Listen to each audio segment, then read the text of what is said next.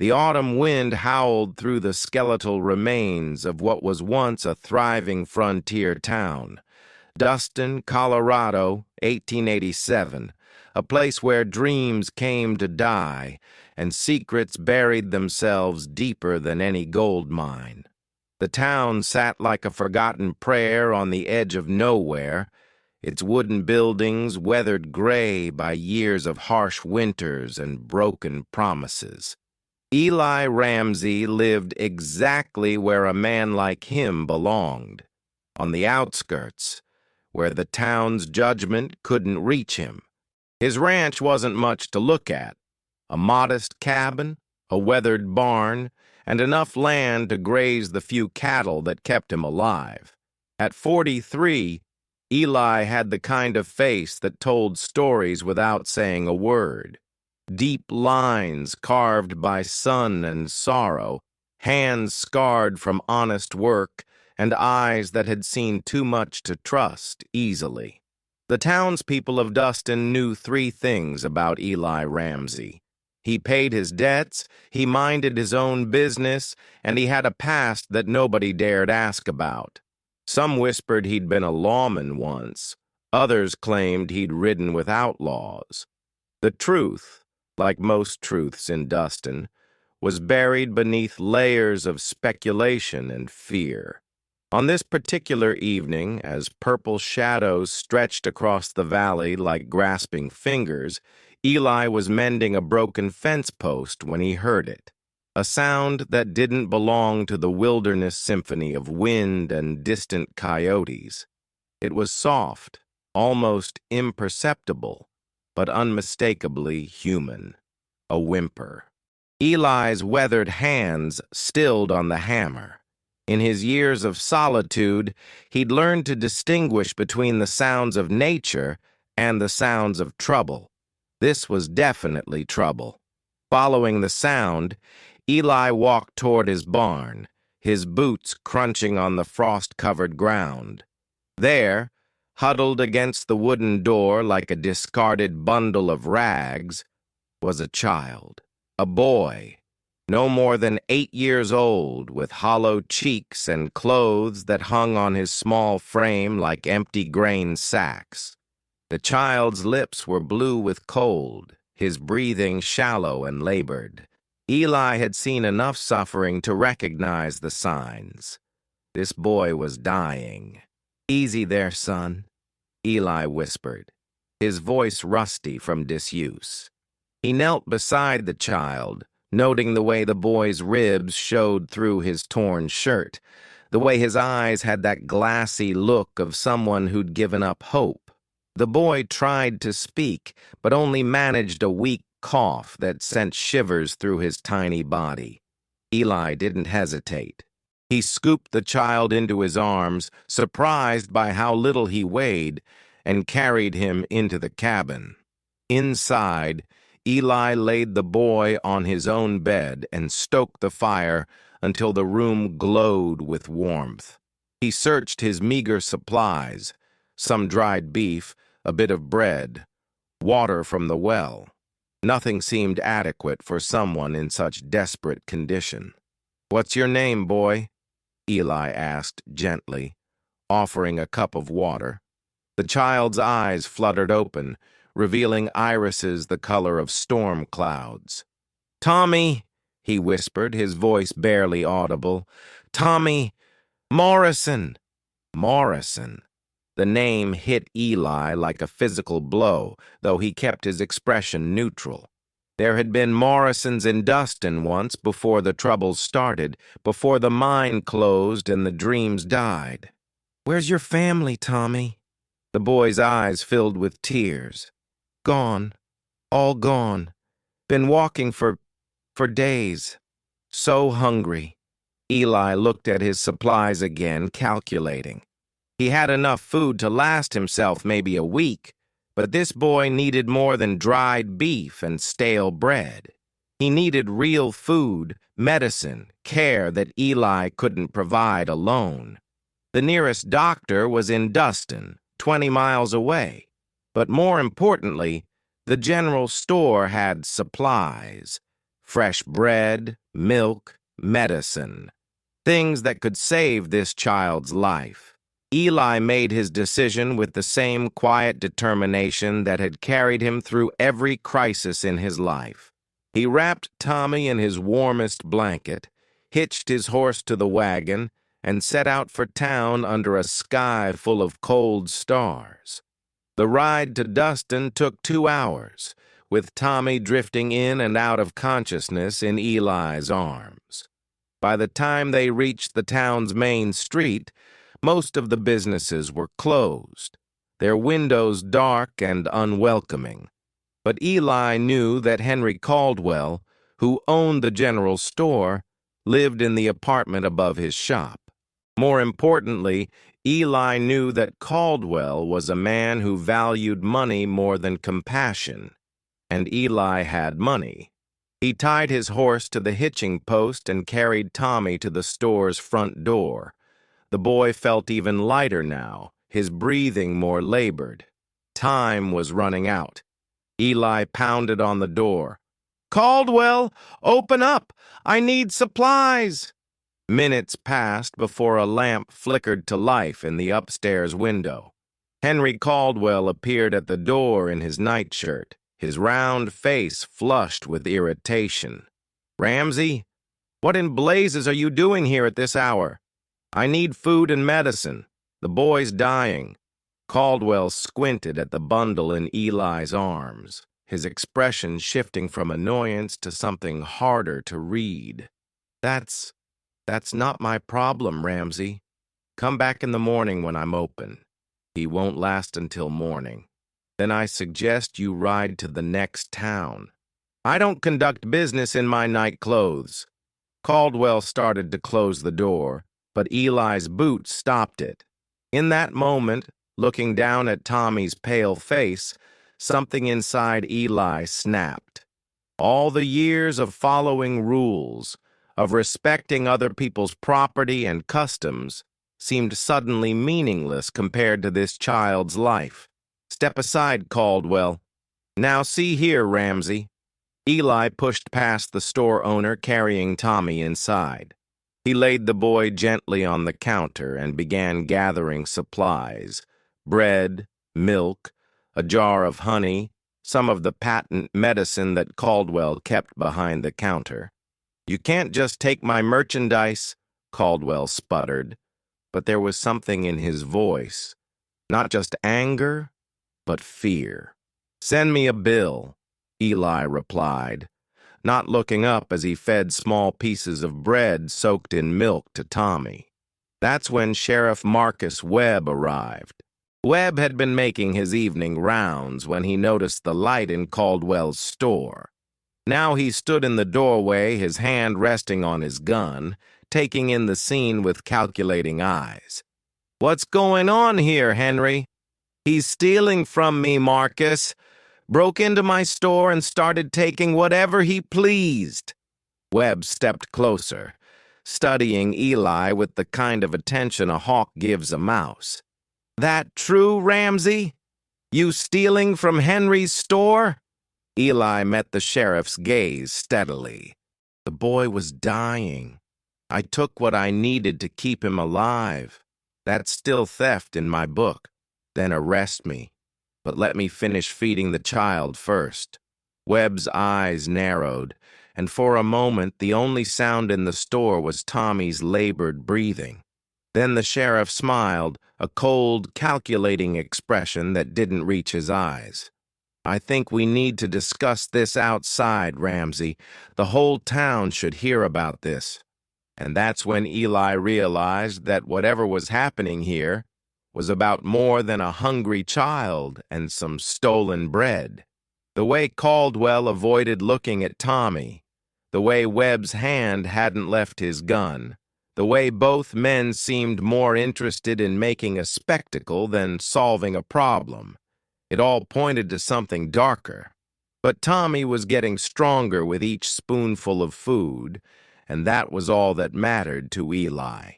Whatever game these men were playing, whatever secrets they were hiding, he would face it head on. Because sometimes a man has to choose between following the law and following his conscience. And Eli Ramsey had made his choice the moment he found a dying child at his door. As Webb began calling for the townspeople to gather, as Caldwell continued his protests, and as Tommy's color slowly began to return, none of them could have predicted how this night would end. The truth about Tommy Morrison, about the town of Duston, and about the men who claimed to protect it, was about to emerge from the shadows where it had been hidden for far too long. Word spread through Dustin like wildfire on a dry prairie. Within 30 minutes of Sheriff Webb's call, Main Street filled with townspeople carrying lanterns and torches, their faces a mixture of curiosity and righteous indignation. The scene looked like something from a medieval trial.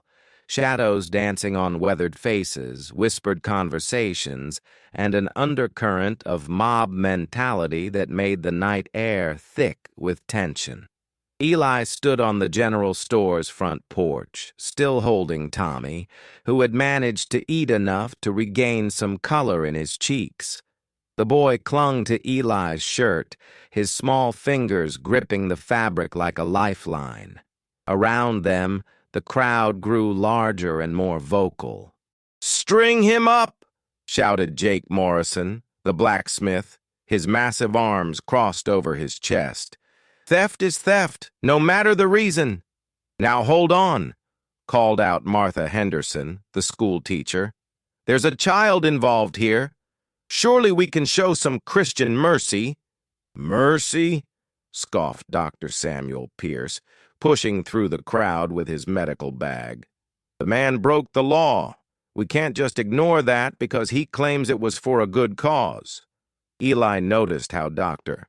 Pierce avoided looking directly at Tommy, how his usual professional concern for a sick child seemed mysteriously absent. Another piece of the puzzle that didn't fit. Sheriff Webb raised his hands for silence. "Now, folks, I know everyone has opinions about this situation, but we need to handle this proper-like. Eli Ramsey here has confessed to stealing from Henry Caldwell's store. The question is, what do we do about it? What's the boy's name?" called out Mrs. Eleanor Finch, the mayor's wife, her sharp eyes fixed on Tommy with an intensity that made Eli's skin crawl. "Tommy Morrison," Eli replied, watching carefully for reactions. The effect was immediate and dramatic. Several people in the crowd exchanged glances, and Eli caught the way Jake Morrison's face went pale, the way Dr. Pierce suddenly found his shoes very interesting, the way Sheriff Webb's jaw tightened almost imperceptibly. "Morrison?" Mrs. Finch's voice was carefully controlled. "Are you certain of that name?" "That's what the boy told me." "Well," said Henry Caldwell, stepping forward with renewed confidence, "that doesn't change the fact that this man broke into my store and stole my property. I demand justice." But Eli was watching the crowd now, noting the subtle divisions forming. There were those who seemed genuinely concerned about the theft, those who appeared more interested in the boy's identity, and a smaller group who kept exchanging meaningful looks whenever the name Morrison was mentioned. Old Pete Garrison, who ran the livery stable, pushed his way to the front of the crowd. Pete was one of the few people in Dustin who remembered the town's better days, and his weathered face bore the weight of too many secrets. "Sheriff," Pete said, his voice carrying the authority of age and experience, "maybe we ought to hear the whole story before we start talking about justice. This boy looks like he's been through hell." "The story's simple enough," Webb replied curtly. "Ramsey stole food and medicine. The law is clear on theft." "Is it, though?" Pete's eyes were sharp despite his age. "Seems to me there might be more to this than meets the eye." especially considering the boy's name. The tension in the crowd shifted, becoming more focused, more dangerous. Eli could feel the undercurrents of old grudges and buried secrets swirling around them like a gathering storm. That's when Tommy spoke up, his small voice carrying clearly in the night air. "I remember this place. I remember the mine." The silence that followed was deafening. Even the wind seemed to hold its breath. "What mine, son?" Pete asked gently, ignoring the warning looks from several townspeople. "The Morrison mine. Papa said it was ours. Said we'd be rich when the silver came out." Tommy's eyes were clearer now, the food and warmth having restored some of his strength. But then the bad men came. They said Papa owed money. They said we had to leave. Sheriff Webb stepped forward quickly. The boy's obviously confused. Hunger and cold can make a child imagine all sorts of things. Can they? Pete's voice was deceptively mild. "Seems to me his memory's pretty clear for someone who's supposedly confused." Dr. Pierce finally approached, his professional demeanor intact, but his eyes avoiding direct contact with Tommy. "I should examine the child, make sure he's not seriously ill." As the doctor reached for Tommy, the boy shrank back against Eli's chest. "No, not him. He was there. He was with the bad men." The accusation hung in the air like smoke from a gunshot. Dr. Pierce's face went white, then red with indignation. That's preposterous. I've never seen this child before in my life." But Tommy was pointing now, his small finger moving from face to face in the crowd. "And him! And him! They were all there when Papa died." The boy's finger stopped on Sheriff Webb, then moved to Henry Caldwell, then to Jake Morrison, the blacksmith.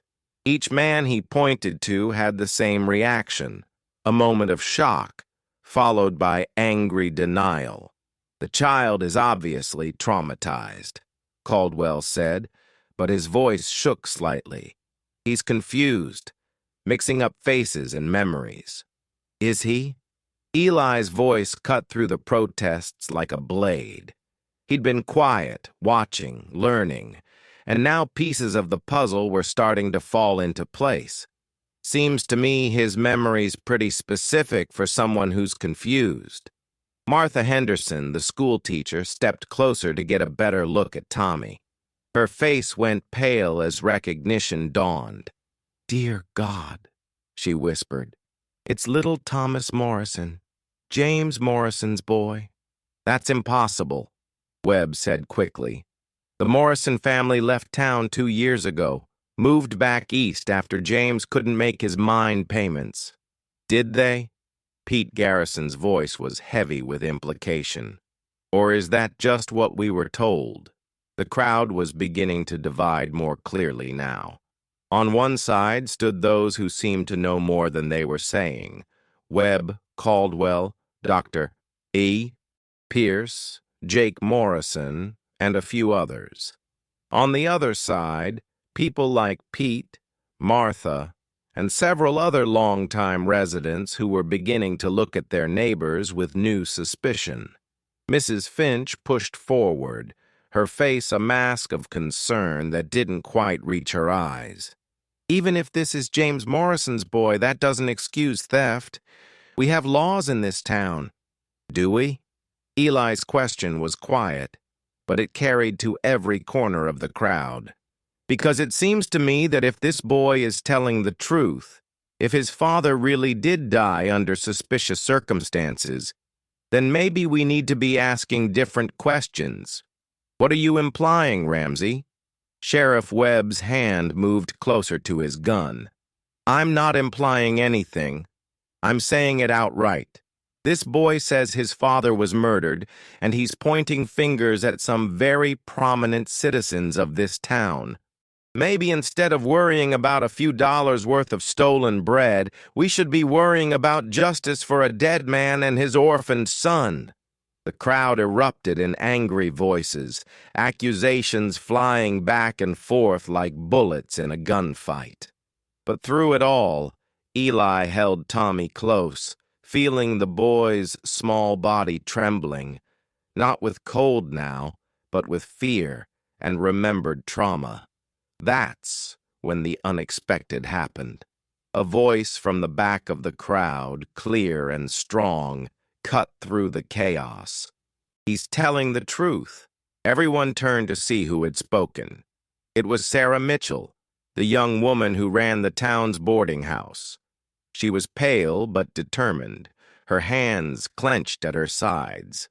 "I saw them," she continued, stepping forward despite the hostile looks from Webb and his allies. 2 years ago, the night James Morrison supposedly left town, I saw them dragging something heavy from his cabin to the old mine shaft. I saw them cover it up. The silence that followed was absolute. Even the wind seemed to have stopped blowing.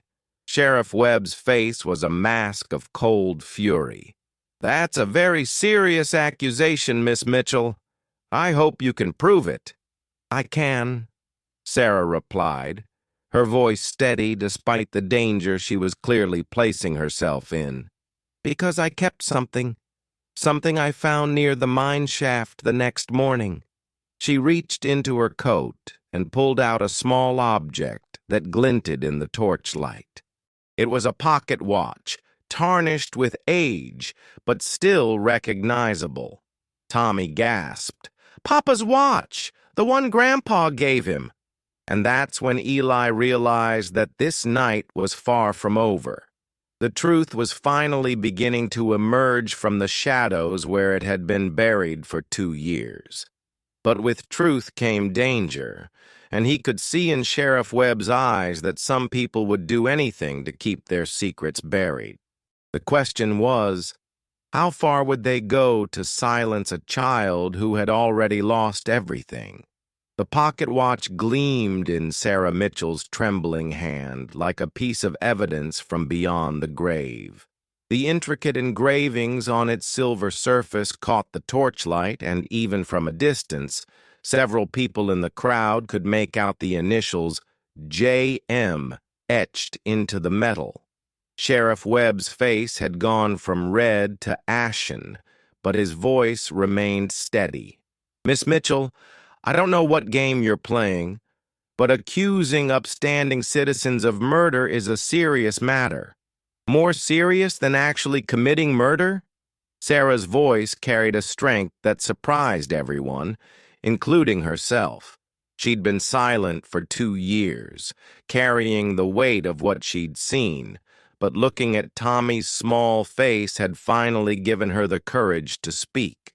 Dr. Pierce stepped forward, his medical bag clutched tightly in his hand. "This is all very dramatic, but a pocket watch proves nothing. James Morrison could have dropped it anywhere." "Could he?" Pete Garrison moved closer to examine the watch. "Seems to me a man doesn't usually drop his most precious possession near a mine shaft unless something terrible happened to him." Tommy was staring at the watch with wide eyes, tears streaming down his cheeks. "Papa never went anywhere without that watch. Grandpa gave it to him before he died. Papa said it would be mine someday." The crowd was beginning to shift again, with more people moving away from Webb and his allies. The evidence was circumstantial, but the pattern was becoming clear. Too many coincidences, too many nervous faces, too many people who seemed more interested in silencing Tommy than helping him. Henry Caldwell tried to regain control of the situation. "Even if something did happen to James Morrison, and I'm not saying it did, that still doesn't excuse theft. We can't just ignore the law because of some sob story." "Sob story?" Martha Henderson's voice was sharp with indignation. "A child's father is dead and you call it a sob story?" "We don't know that James is dead," Jake Morrison protested, but his voice lacked conviction. "He could have just Lost the watch. Could he? Eli's voice was quiet, but it carried across the crowd like a challenge. Tell me, Jake, when was the last time you saw James Morrison alive? Jake's mouth opened and closed like a fish out of water. I don't remember exactly. It was 2 years ago. Was it the night of October 15th? The night his mine payment was due? The specificity of the date caught everyone off guard. Jake's face went pale. How do you know about that? Because I was James Morrison's business partner. The revelation hit the crowd like a thunderbolt. Eli had been silent about his past for so long that most people had forgotten he'd ever had connections to the town's business community. I invested in the Morrison mine, Eli continued, his voice steady despite the shocked faces around him. James was supposed to meet me that night to discuss the payment. He never showed up. The next morning, I was told he'd packed up and left town with his family. Sheriff Webb's hand was now resting openly on his gun. That's a convenient story, Ramsey, but it doesn't prove anything, doesn't it? Eli shifted Tommy to his other arm, keeping the boy close while facing down the sheriff. I've been wondering for 2 years why James would leave without his money. See, the mine payment wasn't due to the bank. It was due to a private investor, someone who'd been buying up mining claims all over the territory. The crowd was hanging on every word now, sensing that they were finally getting to the heart of the mystery. Who was the investor, Eli? Pete asked, though his weathered face suggested he already suspected the answer. Why don't you tell them, Sheriff? After all, you were the one collecting the payments. The accusation hung in the air like smoke from a gunshot. Sheriff Webb's face went through a series of expressions: surprise, anger, and finally, cold calculation. That's a lie, he said, but his voice lacked conviction. Sarah Mitchell stepped forward again, her courage growing with each revelation. No, it's not. I saw the papers in James's cabin after he disappeared. Sheriff Webb's name was on the investment documents. He owned half the mining claims in the territory. Dr. Pierce tried to intervene. This is all speculation and hearsay. We need facts, not wild accusations. Facts? Tommy's small voice cut through the adult arguments like a knife. I'll tell you facts. I saw Sheriff Webb hit Papa with a shovel. I saw Dr. Pierce give Papa something that made him stop moving. I saw Mr. Caldwell help them carry Papa to the mine. The silence that followed was deafening. Even the most skeptical members of the crowd were now staring at the 3 accused men with horror and disbelief. The boy's lying, Webb snarled, his composure finally cracking. He's just a kid. Kids make up stories. Do they? Eli's voice was dangerously quiet. Tell me, Sheriff, if James Morrison really left town voluntarily, where's his wife? Where's his daughter? Tommy here says his whole family is gone. Did they all just decide to abandon him? Webb's silence was answer enough. Martha Henderson gasped, her hand flying to her mouth. Dear God, Mary Morrison and little Susan, what did you do to them? We didn't do anything, Dr. Pierce protested, but his voice was shrill with panic. They left! They all left! Did they? Pete Garrison's voice was heavy with disgust.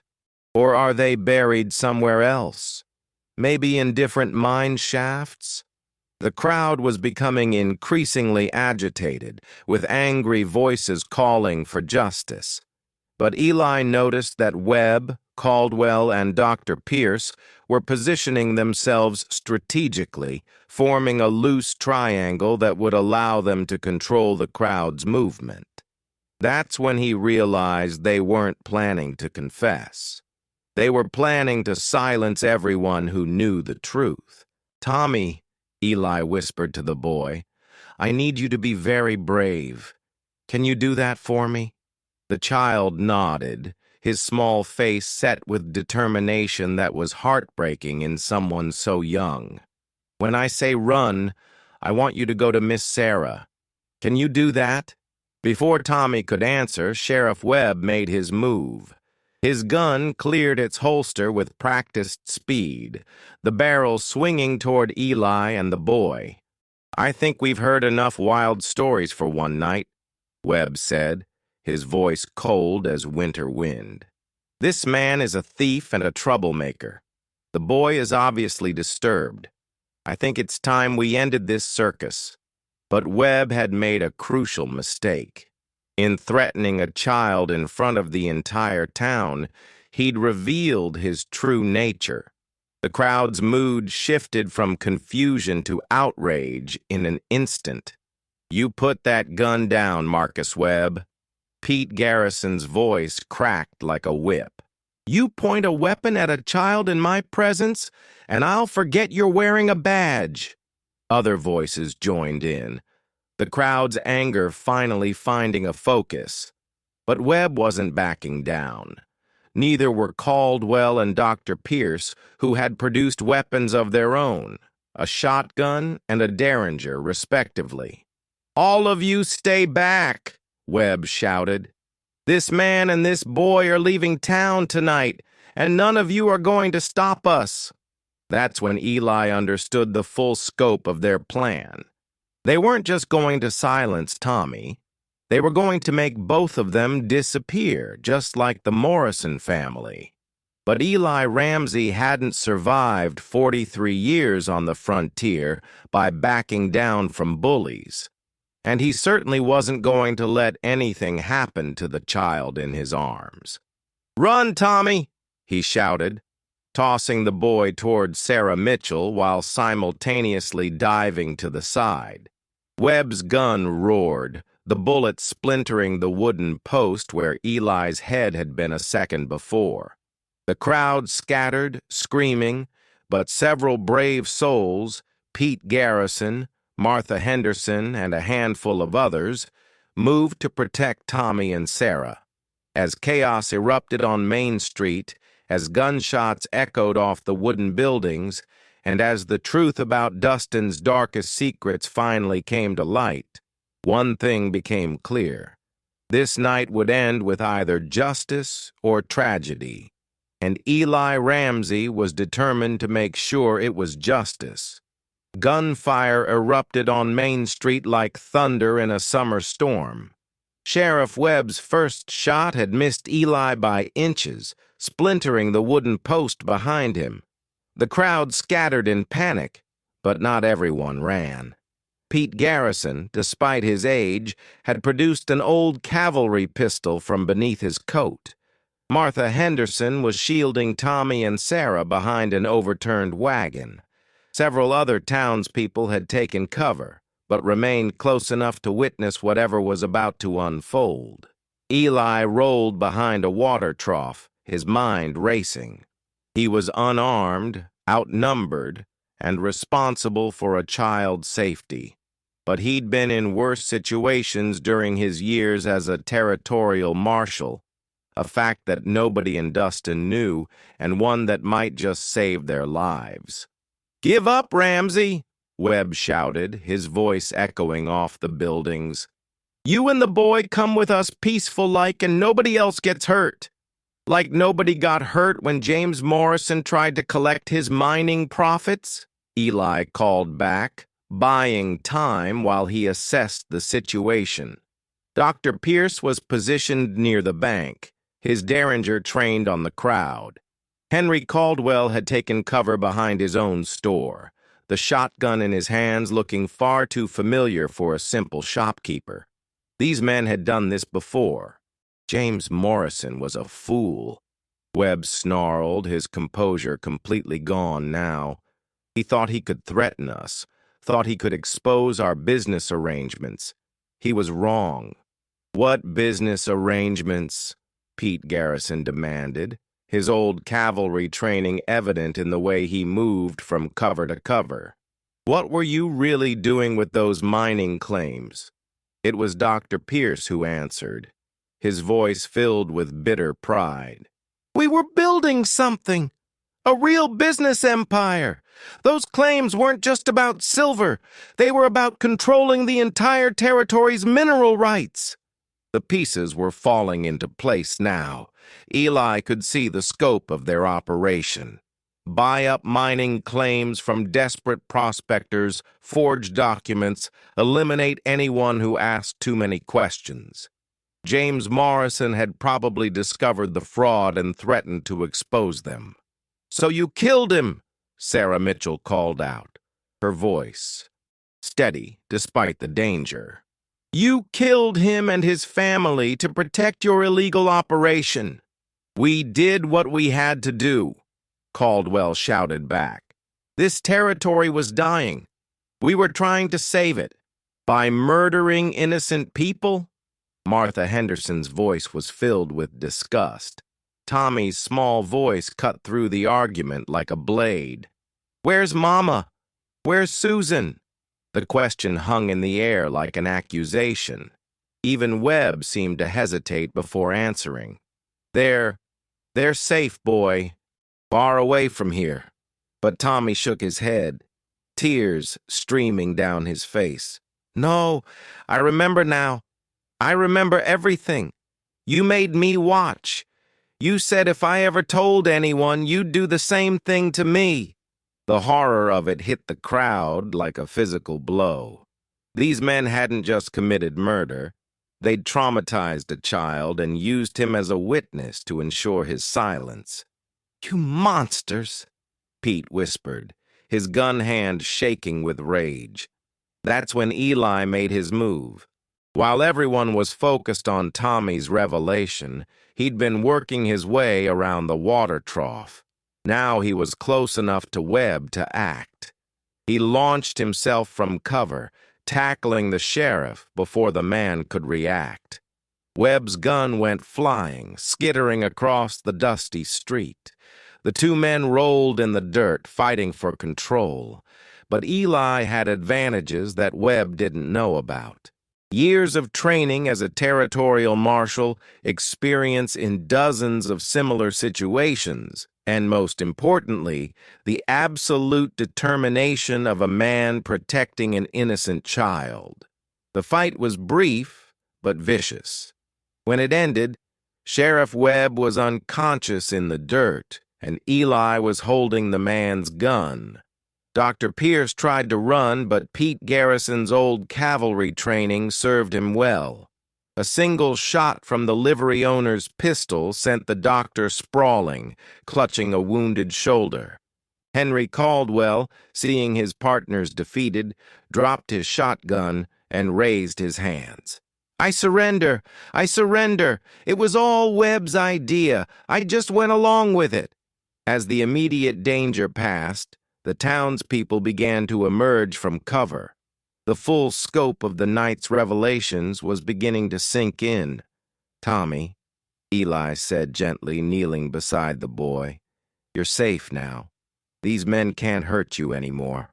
The child looked up at him with eyes that had seen too much for someone so young. "Are you sure? Are they really gone?" "They're gone, son. And they're going to pay for what they did to your family." Sarah Mitchell approached, her face pale but determined. "There's something else," she said quietly. "Something I didn't tell you before." She reached into her coat again and pulled out a folded piece of paper.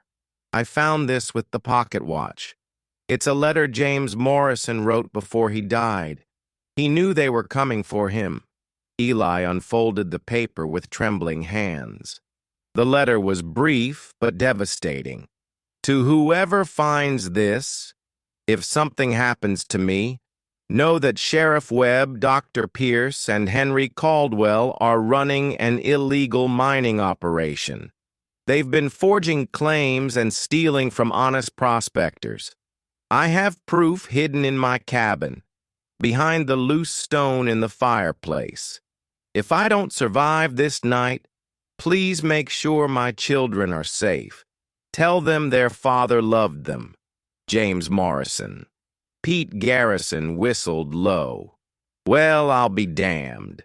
He knew they were going to kill him. We need to search his cabin, Martha said. Find that proof. Already did, Sarah admitted. 2 years ago, after I found the watch. I've been keeping the documents safe, waiting for the right time. She produced a leather portfolio filled with papers, forged mining claims, fraudulent bank documents, correspondence between Webb and territorial officials who were clearly part of the conspiracy. This goes all the way to the territorial capital, Eli said, scanning the documents. These men weren't just local criminals.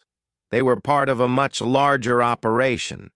As dawn began to break over Dustin, painting the sky in shades of pink and gold, the full truth finally emerged. James Morrison and his family had been murdered to protect a conspiracy that reached the highest levels of territorial government. Tommy had been kept alive as insurance, a traumatized witness who could be silenced if he ever remembered too much. But the conspirators had made one crucial mistake. They'd underestimated the power of human compassion and the courage of ordinary people to stand up for what was right. What happens now? Tommy asked, his small hand gripping Eli's shirt. Eli looked down at the boy, orphaned, traumatized, but alive and finally safe. Then he looked around at the faces of the townspeople who had risked their lives to protect an innocent child. Now we rebuild, he said simply. We make sure this never happens again. And we make sure you have a real home. Martha Henderson stepped forward. The boy can stay with me. I've got room, and I've always wanted children. And I'll help, Sarah added. We all will. Pete Garrison nodded.